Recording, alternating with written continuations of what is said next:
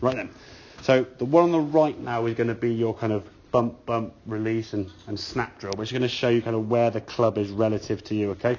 I'll put these lines on here as we said, alright? So there's swing plane line, there's where you're at there, okay?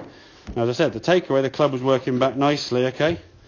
Club working up that shaft line, oh, there you go, up that shaft line nicely, good position, okay? Top of the backswing. Now your first move down, okay? As you start coming back down, there's a sort of a bit of a pull and a twist with the torso, so your club now at this stage, very, very steep. If you look at the angle of that kind of club shaft here now, it's almost touching vertical, yeah? There's a big old kind of like over the top, pulling that club down, down, down. So as the club gets to kind of like halfway here, what we'll be looking for is the club shaft to be kind of in line with your right forearm, yeah?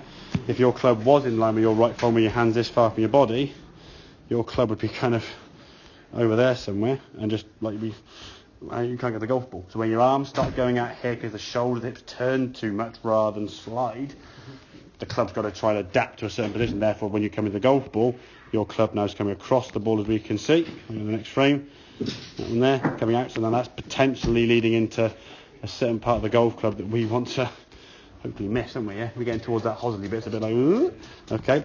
So this move here now, as you can see, that first move there, that dropping, the club now in line with your forearm, you see, yeah? So that's the position when that club. Now as your body starts turning in, the club's now down the line perfectly, okay? Mm-hmm. That move there, again, through the forearm there nicely, down in nicely in line, okay? Mm. Back there, pump that move. As the club comes back in the golf ball now, look at that path. Yeah.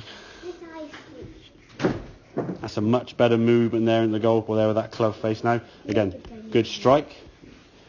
Releasing to the target, ball starts just left the target, nice little drift fade back to where you want it to go, okay? But it's getting that movement there now. I would say for every 10 balls you're on the range, you want to do at least 20 or so of them, if you can. And at home even, just stand there, say grab a club and just get that kind of, maybe up against the wall going bump, and just get that feeling of what the body's doing. So your hips are kind of doing more slide and then rotate. It's not rotate early, because if you start rotating too early, where's your arms go? And tension in this arm and shoulder causes the club to come out, then you're coming across, causes more problems. So up the top of the backswing as you do, elbows nice now, hips moving nicely, okay? You said you felt it kind of almost like a pushing off of your right foot, yeah?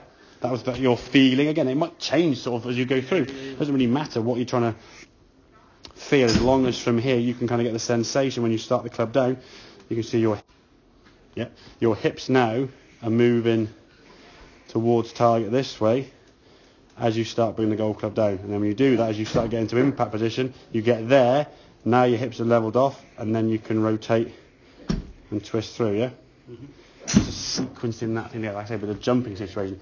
When you jump, you bend your knees, you thrust your arms, you throw your arms in, and you jump it with it. If you just went jump and through, or through your arms, wouldn't be as good. We'd have the pieces in the puzzle together, but in the wrong sequence, yeah? Make sense, yeah? Yes, mate, thank you. Good man.